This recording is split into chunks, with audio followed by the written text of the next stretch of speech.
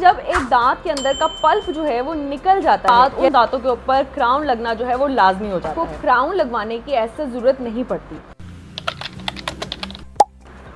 अस्सलाम वालेकुम, मेरा नाम है doctor Rafira Kaleem and welcome back to my YouTube channel. आज की हमारी जो वीडियो का टॉपिक है वो काफ़ी इंपॉर्टेंट है इस सेंस में कि जो भी बंदा कभी भी अपने दांत की रूट कैनाल करवाता है तो वो ये सवाल लाजमी पूछता है। वो ये है कि क्या रूट कैनाल करवाने के बाद उस दांत के ऊपर क्राउन लगवाना लाजमी होता है या आप सिंपल फिलिंग करवा के भी अपने उस दांत को बचा सकते हैं और प्रोटेक्टेड रख सकते हैं। तो रूट कैनाल के ट्रीटमेंट में हम सबसे पहले अपने दांत के अंदर का जितना भी इन्फेक्शन पोर्शन होता है, जितना भी दांत के अंदर पल्प का पोर्शन होता है, उसको रिमूव करते हैं। तो इससे एक फ़ायदा तो हमें ये पहुंचता है कि हम अपने दांत को एक्सट्रैक्शन से बचा सकते हैं और उस दांत में जिसमें इन्फेक्शन हो गया हुआ था या वो दांत आधा टूट गया हुआ था या उस दांत के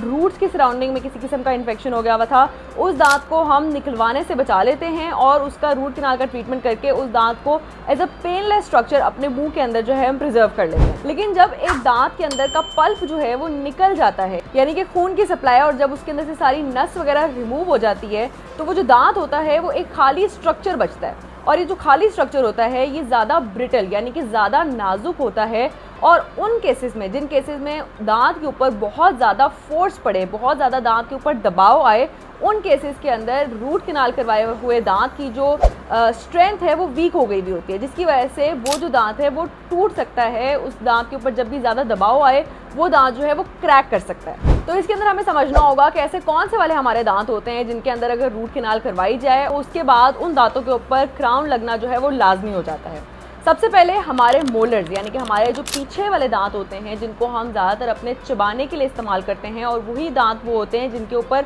हमारी ज़्यादा मैक्सिमम फोर्सेस पड़ती हैं। यानी कि जब भी हमने कोई भी चीज़ को बाइट करना है, चबाना है, तो वही दांत जो है वो आपस में आके मिलते हैं। तो ये जो मोलर्स वाले दांत होते हैं इनके ऊपर एक तो सबसे ज़्यादा फोर्सेस पड़नी होती हैं। नंबर 2, अगर उस मोलर के ऊपर बहुत ज़्यादा कीड़ा लग गया हुआ था जिसकी वजह से आपको रूट कैनाल करवानी पड़ी, यानी कि उस दांत के क्राउन के ऊपर इतना ज़्यादा कीड़ा था कि आपको वो बहुत ज़्यादा पोर्शन जो है रिमूव करना पड़ा, देन आपने अंदर से आपका जो पल्प का हिस्सा है वो रिमूव करवाया गया। अब इस केस में क्या होगा, जब आपका काफ़ी ज़्यादा हिस्सा रिमूव किया जाएगा क्राउन का आपके पल्प को रिमूव करने के लिए, तो उस केस में जो बकिया आपके क्राउन का हिस्सा बचेगा वो एक बहुत ही नाजुक सा हिस्सा होगा। अब इस केस में अगर आप सिंपली बस फिलिंग कर देंगे और उस दांत को अपने नॉर्मल चबाने का जो यूज़ है उससे लेने लग जाएंगे तो बहुत ज़्यादा चांसेस हैं कि वो जो दांत है वो जल्दी ही क्रैक कर जाए और वो जल्दी ही फ्रैक्चर कर जाए। तो जो ट्रीटमेंट आपने अपना इतना रूट कैनाल का करवाया था इसलिए ताकि आप अपने दांत को बचा सकें, अगर आप उसके ऊपर टाइमली क्राउन नहीं लगाएंगे तो आपका वही जो दांत है वो ज़ाया हो जाएगा, क्योंकि उसके अंदर क्रैक आ जाएगा और वो जो है वो एक तरीके से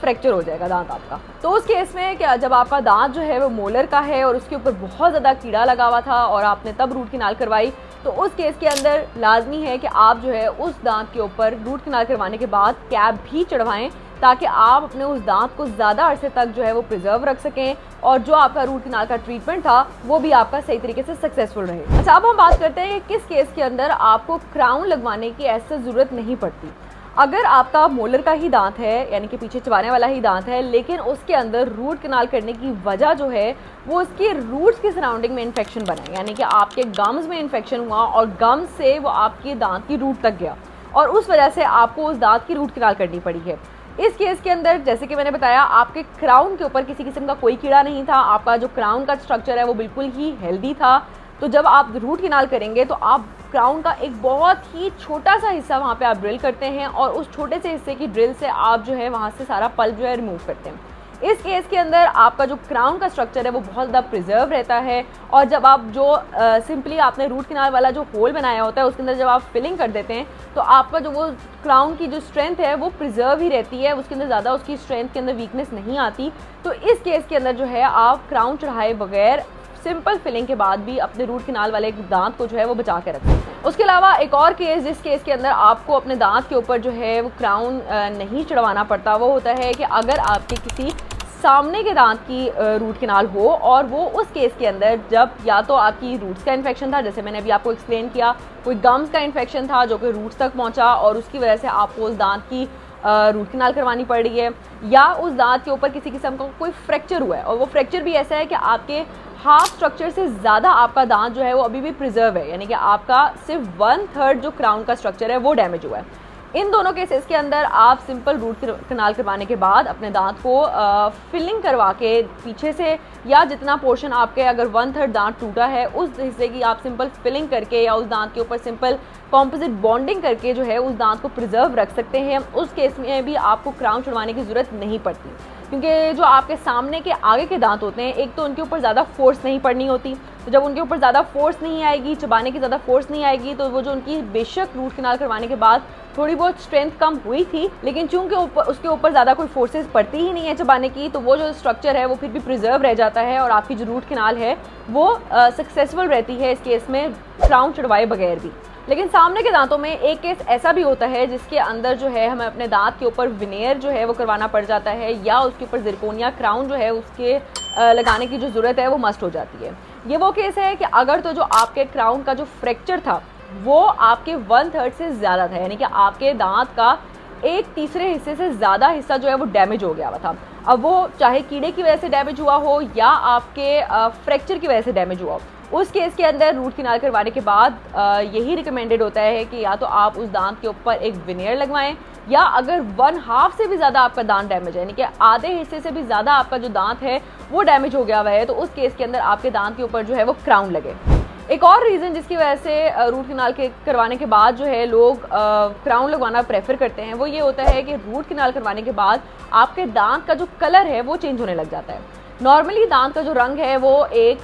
वाइट या येलोइश वाइट टिंच का होता है, लेकिन जब रूट कनाल किसी भी दांत की जाती है और उस दांत को डेट किया जाता है तो उसका जो रंग है वो वक्त के साथ साथ जो है वो बदलने लग जाता है, और ये जो रंग है ये तकरीबन कुछ ग्रे कलर का होने लग जाता है, थोड़ा सा डार्क होने लग जाता है। अब ये रंग जब थोड़ा सा दांत का जो रंग है वो बदलने लग जाता है तो ये चीज़ भी पेशेंट को काफ़ी बुरी लगती है, स्पेशली उस केस में कि अगर ये कोई सामने के दांत हो, तो उन केसेस के अंदर भी उन दांतों के ऊपर जो है वो क्राउन किया जा सकता है, या रूट कनाल करवाए हुए दांत के ऊपर जो है वो विनियर चढ़वाया जा सकता है। लेकिन ये क्राउन और विनियर जो है ये ज़रूरी नहीं कि आप रूट कनाल करवाने के फ़ौरन बाद करवाएं। ये विनियर और क्राउन जो है वो आप तब भी करवा सकते हैं जब आपका ये कलर चेंज होना जो है वो नुमाया हो, जो कि कुछ केसेस में 5-5 साल बाद भी पेशेंट्स के केस के अंदर जो है वो देखा जा रहा होता है। तो जब भी दांत का कलर चेंज होने लग जाए और आपको उसका जो कलर चेंज है वो इतना अच्छा ना लगे, तो आप उस दांत के ऊपर जो है वो विनियर चढ़वा सकते हैं, या आप उस दांत के ऊपर जो है वो क्राउनिंग करवा सकते हैं। तो आज की वीडियो में हमने समझा है कि क्या रूट कनाल करवाने के बाद आपको उस दांत के ऊपर क्राउन लगवाना लाजमी होता है या नहीं। तो इससे हमें ये बात पता लगती है कि हर केस जो है वो डिफरेंट होता है। आपके केस के अंदर आपके दांत के ऊपर क्राउन लगना चाहिए या नहीं, ये सिर्फ आपका डेंटिस्ट ही आपके दांत की कंडीशन को देख के बता सकता है। तो जब भी आपका डेंटिस्ट जो है रूट कनाल के बाद आपको क्राउन लगवाने के लिए कहे, तो उसकी